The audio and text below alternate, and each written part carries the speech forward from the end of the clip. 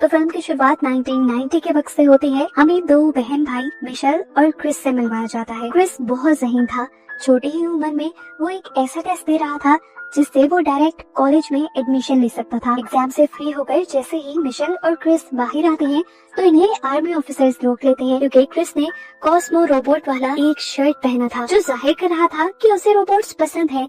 लेकिन अब की दुनिया में इंसानों और रोबोट्स के दरमियान जंग होने वाली थी। सीन कट हो गए, हमें ईथन नामी साइंटिस्ट को दिखाया जाता है जिसे रोबोट्स से बहुत ज्यादा नफरत थी। सालों पहले रोबोट्स को इंसानों की मदद के लिए बनाया गया था, जिनसे इंसानों ने काम करवाया और फिर जब रोबोट्स में कुछ मसला हो जाता तो इंसान इन्हें फेंक दिया करते थे। सालों अपने साथ इंसानों का बुरा रवैया सहते हुए रोबोट्स थक गए और अपना हक और अपनी इज्जत मांगने के लिए इन रोबोट्स ने अपनी एक अलायंस बना ली जिसका हेड था पीनट। इंसानों को रोबोट्स की ये हरकत पसंद नहीं आई और ऐसे रोबोट्स की अलायंस और इंसानों के दरमियान जंग का खदशा हो गया। आखिर इंसानों ने भी अपना बुरा बर्ताव छोड़ा नहीं और जंग शुरू हो गई। इंसानों पर रोबोट्स को यूज करने और अपने घर पर रखने की पाबंदी लगा दी गई और हर तरफ दुनिया में जंग का माहौल हो गया। जंग के दौरान एक मिलिट्री ऑफिसर इवेंट्स जाकर अपने हेड को रिपोर्ट करता है कि रोबोट्स इंसानों पर भारी पड़ रहे हैं क्योंकि वो थकते नहीं। इंसान बस ये जंग हारने ही वाले थे कि साइंटिस्ट ईथन ने एक नई टेक्नोलॉजी निकाल दी इंसानों की मदद के लिए। उसने न्यूरोकास्टर रोबोट्स बनाए जिसे इंसान कंट्रोल कर सकते थे, वो भी अपने ब्रेन की हेल्प से। टेक्नोलॉजी को नाम दिया गया न्यूरोटेक का। इंसान इसमें अपने सर पर न्यूरो हेलमेट पहनकर उसकी मदद से न्यूरोकास्टर रोबोट को कंट्रोल करके जंग लड़ने लगे। न्यूरोकास्टर रोबोट्स बिल्कुल रोबोट्स जैसे ही थे, वो थके नहीं और ऐसे चंद ही हफ्तों में इस नई टेक्नोलॉजी की मदद से इंसानों ने रोबोट्स से ये जंग जीत ली। इस जंग में सबसे ज्यादा रोबोट्स को मारने का अवार्ड मेजर मार्क को मिला। जंग के खत्म होने के बाद इंसानों ने रोबोट्स के साथ एक कॉन्ट्रैक्ट कर लिया जिसकी वजह से रोबोट्स को डिस्ट्रॉय करने के बजाय उनको एक फैसिलिटी में कैद कर दिया जाना था। खैर वक्त गुजरता रहा, साइंटिस्ट ईथन ने अपनी न्यूरोटेक टेक्नोलॉजी को और भी एडवांस बना लिया और इंसानों के माइंड को दो हिस्सों में डिवाइड करके एक वक्त में दोनों हिस्सों को न्यूरोकास्टर के साथ अटैच कर दिया। यानी इंसान एक वक्त में दो न्यूरोकास्टर रोबोट्स को एक साथ हैंडल भी कर सकता था। अपने एक ही ब्रेन की हेल्प से वो एक वक्त में दो न्यूरोकास्टर रोबोट से अपने कई काम करवा सकता था। साथ ही इंसान के पास ये भी ऑप्शन था कि वो अपने ब्रेन के एक हिस्से को न्यूरोकास्टर रोबोट के साथ अटैच करे और दूसरे से अपनी लाइफ एंजॉय करे। इसीलिए लोगों को टेक्नोलॉजी का ये एडवांस वर्जन बहुत पसंद आया और पूरी दुनिया के लोग ये टेक्नोलॉजी यूज करने लगे। यहाँ तक कि स्कूल में भी न्यूरोटेक को यूज करना सिखाया जाने लगा। खैर अब सीन कट होकर हमें 1994 का वक्त दिखाया जाता है और हमारी लीड कैरेक्टर मिशेल को अपने फॉस्टर डैड के साथ रहता दिखाया जाता है। मिशेल स्कूल आती है तो दिखाया जाता है कि सभी बच्चों को न्यूरो हेलमेट की मदद से पढ़ाया जा रहा है, लेकिन मिशेल न्यूरो हेलमेट यूज नहीं करती क्योंकि उसे अपना इंसानी वर्जन ही पसंद है।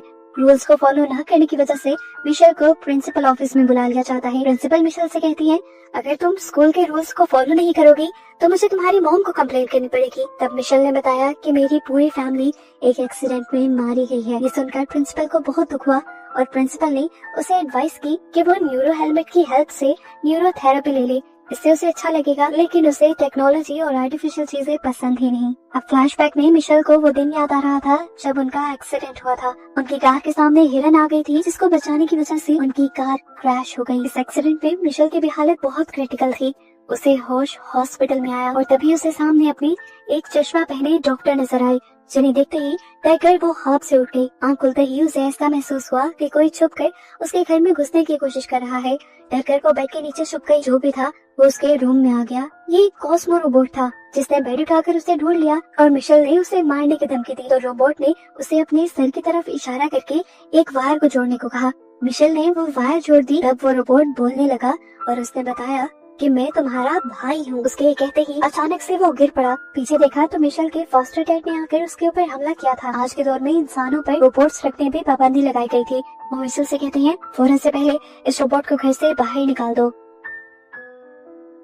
मिशेल आगे होकर उससे कहती है, ये आपकी लापरवाही की वजह से घर के अंदर आया है और उसकी बदतमीजी देखकर वो मिशेल के ऊपर ही हमला कर देते हैं। ये देखकर रोबोट को गुस्सा आता है और वो उठकर मिशेल के फॉस्टर डैड के ऊपर ही हमला कर देता है। इस हमले से वो दीवार से टकराकर गिर गए। वो पुलिस में इन्फॉर्म भी करने वाले थे, लेकिन इससे पहले ही मिशेल ने उन्हें बेहोश कर दिया और फिर अपने कॉस्मो रोबोट को लेकर यहाँ से निकल गई। काफी दूर निकल आने के बाद मिशेल रास्ते में रुककर उस कॉस्मो रोबोट से पूछती है, तुम आखिर ये क्यों कह रहे थे कि तुम मेरे भाई हो? क्या तुम्हारे अंदर मेरे भाई की कॉन्शियस है? रोबोट हाँ में जवाब देता है। मिशेल इमोशनल हो जाती है और उससे पूछती है, तो आखिर मेरे भाई की बॉडी कहाँ है? तो वो इसे इशारा करके समझाता है कि तुम्हारे भाई की बॉडी के बारे में चश्मे वाले डॉक्टर को पता है। मिशेल को याद आया कि वही डॉक्टर थे जिन्होंने मिशेल को बताया था कि तुम्हारा भाई मर गया है। अब मिशेल एक नक्शा खोलती है और रोबोट एक जगह हाथ लगाकर बताता है कि रोबोट्स की फैसिलिटी के बीचों बीच हमें वो डॉक्टर मिल जाएगा जिसे क्रिस का पता है। ये लोग अब उस जगह के लिए निकल जाते हैं। रास्ते में वो रोबोट देखता है कि यहाँ के इंसानों की काफी हालत बुरी है क्योंकि इंसानों ने न्यूरोटेक हेलमेट का बुरे तरीके से इस्तेमाल करना शुरू कर दिया था। वो उसको यूज करके नशे भी करते थे। इंसानों की हालत बुरी होती जा रही थी और ये देखकर कॉस्मो रोबोट को बहुत बुरा लग रहा था। इसी जगह पर हम इवांस नाम के एक आदमी को देखते हैं। ये वही मिलिट्री ऑफिसर है जिसने बुरी खबर दी थी कि इंसान रोबोट से जंग हार रहे हैं, लेकिन अब ये मिलिट्री के यूनिफॉर्म में नहीं था, शायद ये रिटायर हो गया था। वो इलीगली गन्स को सप्लाई करने का काम करता था। वो यहाँ एक गन न्यूरोकास्टर रोबोट को दे देता है। गन को पकड़ते ही उस न्यूरो रोबोट ने इस गन के पैसे उसे देने से मना कर दिया और उल्टा उसी की गन से उसी को धमकाने लगा। इससे पहले कि वो इवांस को मार देता, पीछे से कोई उसी के ऊपर हमला करके उसी को ही डिसेबल कर देता है। ये इवांस का रोबोट था। इवांस ने इलीगली एक रोबोट अपने साथ रखा हुआ था। अब ये दोनों मिलकर इस न्यूरोकास्टर रोबोट की बॉडी को अपने ट्रक में डाल देते हैं और इसी सब का फायदा उठाते हुए मिशेल और उसका कॉस्मो रोबोट भी इसी ट्रक में चढ़ जाते हैं क्योंकि वो जानते थे कि ये दोनों अब रोबोट वाली फैसिलिटी के अंदर ही जाएंगे। पता चलता है कि होश में आने के बाद मिशेल के फोस्टर डैड ने पुलिस में कंप्लेन कर दी थी कि मिशेल के पास एक कॉस्मो रोबोट है। उसी कॉस्मो रोबोट को मारने के लिए गवर्नमेंट मार्क को हायर कर लेती है जो रोबोट्स को मारने में हायर था और वो अब इन लोगों का पीछा कर रहा है। दिखाया गया कि अब इवांस ने जहाँ ट्रक रोका था वो उसका घर था और उसका घर रोबोट की फैसिलिटी से जुड़ा हुआ था। घर के अंदर आते ही मिशेल और कॉस्मो रोबोट भी ट्रक से निकलते हैं और इनकी आवाज ये दोनों सुन लेते हैं। इवांस ने इन दोनों को गन पॉइंट पे ले लिया तो मिशेल ने उसे अपना मकसद बताया कि वो सिर्फ फैसिलिटी के अंदर जाना चाहती है, इसीलिए वो इवांस के ट्रक के अंदर चढ़ी थी। वो जानती थी कि इवांस फैसिलिटी के अंदर से चीजें लेने और बेचने का काम करता है। तब इवांस ने कहा, वहाँ बहुत खतरा है, तुम वहाँ नहीं जा सकती। अगर तुम्हारा ऐसा इरादा भी है तो तुम छोड़ दो। अभी ये लोग बात ही कर रहे थे कि इतने में इवांस को किसी के ऊपर चढ़ने की आवाज आई। उसने जल्दी से दोनों रोबोट्स को छुप जाने को कहा और देखा कि यहाँ मार्क का न्यूरोकास्टर रोबोट आया था जो उनसे कहता है, बता दो तुम्हारे रोबोट्स कहाँ हैं? मैं जानता हूँ कि मिशेल एक रोबोट की मदद कर रही है और वो उसी के पास है, लेकिन इवांस ने कहा, नहीं, ये मेरी बहन है और यहाँ पर कोई रोबोट नहीं। उसका झूठ सुनकर मार्क ने उसके ऊपर हमला कर दिया। इससे उन दोनों रोबोट्स को बहुत ज्यादा गुस्सा आया और उन दोनों ने ही मार्क के ऊपर हमला कर दिया। मौका देखते ही मिशेल ने यहाँ के स्विचेस ऑफ कर दिए और ये चारों यहाँ मार्क के न्यूरोकास्टर रोबोट को चीजों के नीचे धंसाते हुए खुद वहाँ से भाग निकले और असली मार्क अब अपना न्यूरो हेलमेट उतार कर बहुत ज्यादा गुस्से में दिखाई दिया। ये लोग भागकर जहाँ पहुँचे थे वो बहुत ही खतरनाक जगह थी। इवांस भड़का हुआ था क्योंकि यहाँ से बाहर जाने का कोई और रास्ता भी नहीं था। वो मिशेल के ऊपर बहुत ज्यादा गुस्सा करता है और इसी दौरान यहाँ पर स्कैवेंजर्स रोबोट भी आ जाते हैं जो दूसरे खराब हुए रोबोट्स को मारकर अपने अंदर उनके सही पार्ट्स लगाकर अपनी लाइफ बढ़ाते हैं। और इधर उधर देखने पर इवांस के रोबोट टिम को एक बहुत बड़ा रोबोट और एक वैन मिल गई। जिस बड़े से रोबोट को इवांस के रोबोट ने कंट्रोल करना शुरू कर दिया, वो यहाँ से निकलने ही वाले थे कि मिशेल ने उनसे मदद मांगी और कहा कि मैं एक डॉक्टर को जानती हूँ जो यही रहते हैं, वो यहाँ से बाहर निकलने का रास्ता जरूर जानते होंगे। अगर तुम हमारी मदद करो तो तुम भी यहाँ से बाहर निकल पाओगे। इवांस उनकी मदद करने के लिए मान जाता है और ये लोग एक वैन में बैठ जाते हैं जिस वैन को वो बड़ा सा रोबोट उठाकर अब चल रहा था। मिशेल ने इवांस से सवाल किया, तुम्हें ये रोबोट कहाँ से मिला? तो इवांस ने बताया कि ये रोबोट मुझे जंग के दौरान मिला था। मैं रोबोट के खिलाफ जंग लड़ रहा था और उस जंग में मेरी दोनों टांगे जख्मी हो गई और तब इसी रोबोट ने मुझे बचा लिया और आज मैं इसी की वजह से जिंदा हूँ और सही सलामत चल सकता हूँ। इसका मेरे ऊपर बहुत बड़ा एहसान है, इसीलिए मैं हमेशा इसे साथ रखता हूँ। जंग के खत्म होने के बाद से जब से हमारे ऊपर बैन लगा है, हम रोबोट्स को नहीं रख सकते, इसीलिए मैं भी उसके साथ छुप कर रहता हूँ। सीन कट होकर हमें साइंटिस्ट ईथन को दिखाया जाता है जो जब अपनी मॉम के पास था तो उसने देखा कि उसकी मॉम की मेमोरी लॉस हो रही है। उसने जब इसकी वजह तलाश की तो उसे पता चला कि ये उसके न्यूरो टेक्नोलॉजी की वजह से हो रहा है। वो भड़क कर अपनी लैब में आता है और आकर डॉक्टर से पूछता है कि हमारी सर्विसेज खराब कैसे हुई, जिस पर डॉक्टर ने बताया कि क्रिस भाग गया है जिसकी मदद से हम ये न्यूरो टेक्नोलॉजी चला रहे थे। साइंटिस्ट को गुस्सा आया और उसने पूछा, क्रिस कैसे भाग सकता है, उसकी बॉडी तो हमारे पास है। तब डॉक्टर ने बताया कि क्रिस ने अपना कुछ कॉन्शियस एक रोबोट में डालकर उसे भगा दिया है, इसी वजह से हमारे न्यूरोटेक में मसला हो रहा है। इथन गुस्से में था, उसने अपने डॉक्टर से कहा कि फौरन से पहले उस रोबोट को ढूंढो, किसी भी तरह नहीं तो मेरी कंपनी तबाह हो जाएगी। ईथन ने अब खुद नैनोटेक की दुनिया में जाकर मार्क से कांटेक्ट किया और उससे कहा कि तुम मेरी हेल्प करो, मेरा एक रोबोट भाग गया है जिसकी वजह से मेरा सारा न्यूरोटेक सिस्टम चलता था, तुम उसे पकड़ लाओ, मैं तुम्हें मुंह मांगा इनाम दूंगा। मार्क ने बताया, मैं पहले से ही उस रोबोट और उसके साथ वाली लड़की मिशेल को ढूंढ रहा हूँ। तब ईथन ने कहा, चलो ठीक है, तुम उस लड़की को पकड़कर जेल में डाल देना और रोबोट को मुझे दे देना। अब क्योंकि मार्क का पुराना न्यूरोकास्टर सूट तो मिशेल और उसके साथियों ने तबाह कर दिया था, इसीलिए ईथन ने मार्क को फ्री में न्यू टेक्नोलॉजी वाला न्यूरोकास्टर सूट दिया। सीन कट होकर अब हमें मिशेल और इन सबको दिखाया जाता है जो एक अजीब सी जगह पर खड़े हुए थे। अचानक किसी ने उनके ऊपर फ्रिज फेंककर हमला कर दिया और टिम का ये बड़ा सा रोबोट जख्मी हो गया। कुछ ही देर में आकर उन्हें बहुत सारे रोबोट्स ने बंदी बना लिया और उन्हें ले गए डॉक्टर पीनट के पास जो इन सब के लीडर थे। मिशेल उनको देखकर हैरान थी कि वो आज तक जिंदा है। हेड पूछते हैं, तुम्हारा यहाँ आने का मकसद क्या है? हमें मारने के लिए अक्सर इंसान यहाँ आते रहते हैं। तब मिशेल ने बताया, मैं आपको मारने या किसी को भी नुकसान पहुँचाने नहीं आई हूँ, मैं सिर्फ एक डॉक्टर को ढूंढने के लिए आई हूँ जो इसी फैसिलिटी के अंदर रहते हैं। डॉक्टर पीनट ने बताया, हाँ, यहाँ से कहीं दूर एक सेफ हाउस है, शायद वहाँ पे वो रहते हो। डॉक्टर पीनट मिशेल से पूछते हैं, आखिर तुम उस डॉक्टर को ढूंढना क्यों चाहती हो? वो बता देती है कि मैं असल में अपने भाई को ढूंढना चाह रही हूँ जिसका कॉन्शियस इस कॉस्मो रोबोट के अंदर है और मुझे खबर मिली है कि मेरे भाई की बॉडी ईथन कंपनी के पास है। डॉक्टर पीनट भी परेशान हो गए कि आखिर वो एक बच्चे को रखकर अपनी फैसिलिटी में क्या करेंगे। इसका जवाब मिशेल के पास भी नहीं था। दिखाया जाता है कि मिशेल और इवांस अब आगे जाने के लिए तैयार थे। तब डॉक्टर पीनट इनके पास अपने कुछ फौजी रोबोट्स को भी भेजते हैं इनकी मदद के लिए। ये लोग एक पिनट की तरह बनी हुई गाड़ी में बैठकर निकल गए और इतने में ही हमने देखा कि मार्क इस फैसिलिटी के अंदर आ चुका था और उसने इन लोगों को ज्यादा देख लिया। ये लोग जब अपनी मंजिल पे पहुंचे तो वहां जाकर बहुत सारे एवेंजर्स ने उनको घेर लिया। इससे पहले कि वो उनको नुकसान पहुंचाते, वहां एक गाना बजता है और एक सीक्रेट डोर खुल जाता है जिसके अंदर से स्लिप होते हुए ये लोग डॉक्टर कियोन तक पहुंच जाते हैं जिनकी तलाश में मिशेल यहाँ आई थी। इससे पहले कि डॉक्टर कियोन उनसे कोई सवाल करते, मिशेल उनसे सवाल करती है, आखिर मेरा भाई कहाँ है? आपने कहा था वो मर गया है, आखिर मेरा भाई जिंदा कैसे है? आपने मुझसे झूठ क्यों बोला था? क्यों कहा था आपने कि वो मर गया है? डॉक्टर कियोन ने बताया कि तुम्हारा भाई ईथन की लैब में है।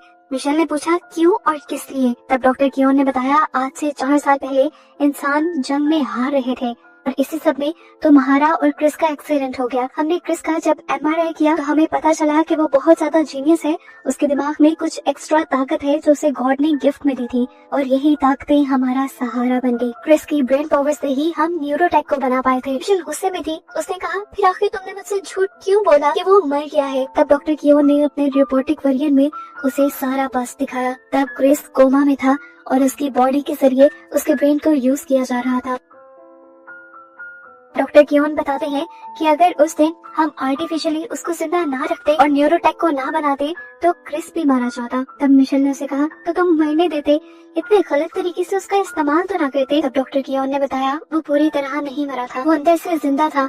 एक दिन उसने मेरा हाथ भी पकड़ने की कोशिश की और जिस दिन मुझे ये एहसास हुआ कि वो अंदर से जिंदा है तो मैंने न्यूरोटेक प्रोग्राम को बंद करने की कोशिश की, लेकिन ईथन नहीं माना और उसने मुझे अपनी कंपनी से ही निकाल दिया। तब डॉक्टर कियोन बताते हैं, मैंने ही इस रोबोट के अंदर इसके दिमाग का एक कनेक्शन लगा दिया था जिसकी वजह से आज तुम मेरे सामने खड़ी हो। मिशेल को ये सब सुनकर भी उसमें तरस नहीं आया। उसने पूछा, आखिर वजह ही क्या थी ये करने की? तब उसने कहा, मैं चाहता था कि क्रिस इस रोबोट के अंदर अपनी कॉन्शियस बनाए और रोबोट्स के साथ आकर अपनी एक जिंदगी बना ले, एक फैमिली बना ले। ये सुनकर मिशेल रोने लगी और कहने लगी कि मेरा भाई मेरा था, उसकी फैमिली मैं थी, उसको रोबोट्स की क्या जरूरत थी? इवांस को भी ये सारी कहानी सुनकर डॉक्टर कियोन पे बहुत गुस्सा आ रहा था। इवांस उसे मारने लगा और इसी दौरान दिखाया गया कि मार्क भी इस फैसिलिटी तक पहुंच गया, जिसे CCTV में देखते ही पीनट डर जाता है। मार्क धमाका करवा के इस फैसिलिटी के अंदर आता है तो अंधेरे का फायदा उठाकर ये सब लोग उसके ऊपर हमला करना शुरू कर देते हैं, लेकिन उसका न्यूरोकास्टर रोबोट बहुत ज्यादा मजबूत था, इनके किसी हमले का उसके ऊपर असर नहीं होता। मार्क अपने साथ पूरी फौज लेके आया हुआ था जो इन रोबोट्स के साथ लड़ने लग गए। ये न्यूरोकास्टर रोबोट पुराने रोबोट्स को धड़ाधड़ मार रहे थे। ऐसी सिचुएशन में डॉक्टर ने मिशेल से कहा, तुम रोबोट को लेकर यहाँ से चली जाओ, लेकिन इससे पहले कि मिशेल भाग पाती, मार्क की उस पर नजर पड़ जाती है और मार्क पीछे से उसके रोबोट का हाथ पकड़कर यहाँ से उड़ जाता है। उन्होंने मिशेल को कुछ नहीं कहा, लेकिन उससे पहले ही यहाँ काफी तबाही मचा दी थी, यहाँ तक कि पिनट भी बुरी तरह जख्मी हो गया था। ये लोग जब वापस रोबोट्स की फैसिलिटी में आए तो देखा कि न्यूरोकास्टर रोबोट्स ने यहाँ सभी रोबोट्स को मार डाला है और अगर कुछ रोबोट्स बचे भी हैं तो वो काफी बुरी हालत में हैं। यहाँ दिखाया जाता है कि मार्क उस रोबोट को लेकर ईथन के पास पहुँचता है, जिसे देखते ही उसकी सांस में सांस आती है और वो उस रोबोट से कहता है, क्रिस बहुत परेशान किया तुमने मुझे, अब ऐसा मत करना। उसके डॉक्टर्स रोबोट को पकड़कर एक मशीन में लेटा देते हैं और उसके अंदर से सारे कॉन्शियस को दोबारा क्रिस की बॉडी में डाल दिया जाता है। मार्क यहाँ खड़ा होकर ये देखकर हैरान परेशान था कि इथन कितने बुरे तरीके से एक बच्चे का इस्तेमाल कर रहा था। इथन ने बताया कि इस बच्चे की वजह से ही मैं न्यूरो टेक्नोलॉजी बनाकर पूरी इंसानियत को बचा पाया हूँ। यहाँ हम देखते हैं कि मिशेल बहुत ज्यादा उदास थी। तभी वैंस उसके पास आया और उसने उसे हौसला दिया और कहा, मैं तुम्हारे साथ हूँ, हम क्रिस को बचा लेंगे और ईथन की सच्चाई सबके सामने लेकर आएंगे। अब सबसे पहला मिशन था इनका इस फैसिलिटी से बाहर निकलना, जिसके लिए वो पीनट के एक रोबोट के पास आता है जिससे बाहर निकलने का रास्ता आता था। इस रोबोट को बहुत सारी इन्फॉर्मेशन थी। उसने मिशेल को बताया कि पूरा न्यूरोटेक तुम्हारे भाई के ब्रेन से चलता है और अगर तुम्हारा भाई अपने कॉन्शियस में आ गया यानी होश में आ गया तो सारा न्यूरोटेक बंद हो जाएगा। ये सुनकर मिशेल ने कहा, ये तो अच्छी बात है ना, फिर हम इस तरह न्यूरोटेक को बंद करवा सकते हैं। अब ये रोबोट जो मिशेल को सारी बातें बता रहा था वो उनके साथ उनके इस मिशन में जाने को तैयार था, लेकिन पीनट नहीं। पीनट कहता है, हमें पहले भी जंग नहीं चाहिए थी, पहले भी इज्जत और अमन चाहिए था और अभी भी यही चाहिए। तब मिशेल उससे कहती है, हम वही तो रहने जा रहे हैं, उसी के लिए तो एक और मरतबा कोशिश करके लड़ेंगे। पीनट के बाकी रोबोट्स को मिशेल का पॉइंट समझ आ रहा था। उन्होंने मिलकर पीनट को भी मना लिया और ऐसे सभी इस मिशन का हिस्सा बन गए। ये लोग अब अपने मिशन के लिए तैयार होकर एक बहुत बड़ी गोल सी शिप में बैठकर उस शहर में पहुंच जाते हैं जहां पर ईथन की लैब थी। ये लोग एक बहुत बड़े से रोबोट को अपने साथ लेकर आए थे जिससे ये किसी खिलौने की तरह कार्स को उठाकर लैब के ऊपर हमला कर देते हैं। अंदर बैठे ईथन ने इस सब को देख लिया था। उसने मार्क को मिशन दिया कि वो अपनी आर्मी के साथ मिलकर इन सब को खत्म कर दे। इस बड़े से रोबोट को इवेंस कंट्रोल कर रहा था और इवेंस के सामने अब बहुत सारे एडवांस न्यूरोकास्टर रोबोट्स आ चुके थे जो उसके रोबोट को नुकसान पहुंचाने की कोशिश करते हैं और आखिर उसका रोबोट तबाह हो जाता है। इससे पहले कि इवेंस भी इस रोबोट के फटने में मारा जाता, वो इससे पहले ही रोबोट के अंदर से जंप कर देता है। यहाँ दिखाया गया कि पीनट भी एक बहुत बड़े रोबोट को कंट्रोल करते हुए यहाँ आया और बाकी सारे कॉस्मिक रोबोट भी यहाँ पर न्यूरोकास्टर रोबोट से लड़ने लग गए। जब सबका ध्यान बाहर चलने वाली जंग में था तभी मिशेल मौके का फायदा उठाकर लैब के अंदर चली आई। मिशेल ने अपने रोबोट के जरिए यहाँ पर मौजूद सभी साइंटिस्ट को डराकर यहाँ से भगा दिया, जिसके बाद उसने यहाँ मौजूद एक न्यूरो हेलमेट को पहन लिया जो उसके भाई से कनेक्टेड था। बाहर दिखाया गया कि मार्क अपना एक बहुत बड़ा न्यूरोकास्टर सूट पहन के आया जिसकी मदद से उसने यहाँ पर तबाही मचाना शुरू कर दी, धमाके करना शुरू कर दिए। यहाँ पर मार्क सबको मारते मारते पीनट के भी सामने आ गया। जिस टाइम पीनट एक कास्टर रोबोट को मारकर फ्री हुआ था, मार्क ने उसके ऊपर गन तान दी और उससे पूछा, अब क्यों ये जंग लड़ रहे हो? तो पीनट ने कहा कि आजादी से बड़ा कुछ नहीं होता। उसने पूछा, मौत भी नहीं? तब पीनट ने कहा कि अगर मेरी मौत से मेरे बाकी साथियों को आजादी मिल जाती है तो मुझे ये मौत अच्छी है। उसकी बात सुनकर मार्क इम्प्रेस हो जाता है और उससे कहता है, तुम्हारे अंदर एक इंसान से भी ज्यादा इंसानियत है। मैं आज एक इंसान से मिला जिसके अंदर रोबोट से भी कम हसास है। वो ईथन की बात कर रहा था जिसने एक बच्चे का इस्तेमाल बेदर्दी से किया हुआ था सिर्फ अपने प्रोडक्ट को कामयाब बनाने के लिए। इस टाइम मार्क ने फैसला कर लिया कि अब वो और ईथन का साथ नहीं देगा बल्कि वो हक का साथ देगा। सीन कट होकर अब हमें मिशेल को दिखाया गया जो उस न्यूरोकास्टर हेलमेट की मदद से अपने भाई से मिलने लगी। इस दुनिया के अंदर वो दोनों अपने घर में थे। यहाँ पर मिशेल क्रिस से कहती है, उठो चलो, हमें यहाँ से चलना है। जिस पर क्रिस ने कहा, नहीं, मैं यहाँ से नहीं जा सकता। मैंने इस दुनिया को अंदर से देखा है और मैं जानता हूँ कि मेरा इस्तेमाल करके ईथन ने इस दुनिया को बर्बाद कर दिया है और मेरा यहाँ से निकलना पॉसिबल भी नहीं है क्योंकि मैं मर चुका हूँ। इन लोगों ने मेरे दिमाग को आर्टिफिशियली जिंदा रखा हुआ है और मेरे दिमाग से ही ये न्यूरोटेक चल रही है। मिशेल ने पूछा, फिर आखिर तुम चाहते क्या हो? तब क्रिस ने उसे समझाया, देखो, अगर मेरा दिमाग और देर एक्टिव रहा तो ईथन मेरे दिमाग का इस्तेमाल करके दुनिया को पूरी तरह तबाह कर देगा। अच्छा यही है कि तुम मुझे मार दो, मेरे दिमाग को डीएक्टिव कर दो ताकि न्यूरोटेक भी बंद हो जाए और ये सारी तबाही भी। मिशेल इस सब के लिए राजी नहीं थी। तब क्रिस ने उससे कहा, याद है ना, तुम मुझे कहती थी कि मैं दुनिया बदल सकता हूँ, तो बस इस दुनिया को बदलने में तुम मेरी मदद करो। ये कहते ही क्रिस और मिशेल गले लगे और सीन्स यहाँ असली दुनिया में शिफ्ट हो गए जहाँ मिशेल होश में आ गई थी। उसने आगे बढ़कर क्रिस की सारी मशीन्स को ऑफ कर दिया जिसकी वजह से क्रिस पूरी तरह से मारा गया और न्यूरोटेक तबाह हो गई। बाहर दिखाया गया कि इवेंस की आर्मी यानी रोबोट्स हार रहे थे। इवेंस ने देखा कि उसका रोबोट जो हमेशा से उसके साथ था वो भी बुरी तरह डैमेज हो चुका था। उसे देखते ही वो टूटने लगा। एकदम से जैसे ही न्यूरोटेक बंद हुई, यहाँ के सारे न्यूरोकास्टर रोबोट्स भी बंद होकर गिर गए और ऑटोमेटिकली इवेंस ये जंग जीत गया। इस टाइम उसकी खुशी का ठिकाना ही नहीं था। वो जोर से चिल्लाया। अगले ही पल उसे अपने रोबोट टिम की याद आई। उसने पीछे देखा तो अब टिम पूरी तरह खराब हो चुका था, वो मर चुका था, जिसे देखकर उसकी खुशी सारी गम में बदल गई। लेकिन तभी उसने देखा कि टिम के अंदर तो एक छोटा वर्जन भी था जिसने इस बड़े रोबोट को कैरी किया हुआ था, जिंदा रखा हुआ था। ये देखकर इवांस की जान में जान आई। अब अपने रोबोट को लेने के बाद इवांस मिशेल को ढूंढने के लिए अंदर गया और जब यहाँ से बाहर आया तो उन लोगों को पता चल गया कि अब दुनिया में सारे न्यूरोटेक रोबोट काम करना बंद कर चुके हैं। न्यूज पे भी ये बात फैल गई और फिर मिशेल का इंटरव्यू हुआ। मिशेल ने न्यूज में सब सच बता दिया कि किस तरह ईथन एक बच्चे का इस्तेमाल करके इस न्यूरो टेक्नोलॉजी को चलाए हुए था। इसी वजह से ईथन को जेल हो गई और कहानी के आखिर में हमें मिशेल को पूरी दुनिया को स्पीच देते हुए दिखाया गया, जिसमें मिशेल कहती है, मैं जानती हूँ आप सब लोग कंफ्यूज होंगे इस दुनिया में क्या चल रहा है। असल में दुनिया में न्यूरोटेक बंद हो गई है। ईथन ने न्यूरोटेक के जरिए न सिर्फ रोबोट्स को जंग में हराया था बल्कि इंसानों को भी किसी काम का नहीं छोड़ा था। इंसानों को न्यूरोटेक की आदत पड़ चुकी थी। इंसान ये भूल गए थे कि वो सारे काम जो वो न्यूरोकास्टर रोबोट से करवा रहे हैं वो खुद भी कर सकते हैं। असली दुनिया में इंसान ही इंसान का सहारा है, ना कि ये न्यूरो टेक्नोलॉजी। हमारे इमोशंस और हमारा मिलना जुलना ही हमें इंसान बनाती है। अगर आगे बढ़ना मुश्किल लग रहा है तो हम सब मिलकर एक दूसरे का साथ देंगे और आगे बढ़ जाएंगे। उसकी स्पीच सबको बहुत अच्छी लगी। इवांस भी इमोशनल होकर उसके गले लग गया और फिर मूवी के पोस्ट क्रेडिट सीन्स में हमें मरे हुए रोबोट्स का एक झुंड दिखाया गया, जिसमें कॉस्मो रोबोट भी था। एकदम से वो रोबोट उठ खड़ा हुआ इस मैसेज के साथ कि उसके अंदर अभी भी क्रिस की कॉन्शियस जिंदा थी। और बस यही दिखाते हुए ये मूवी यहाँ खत्म हो गई।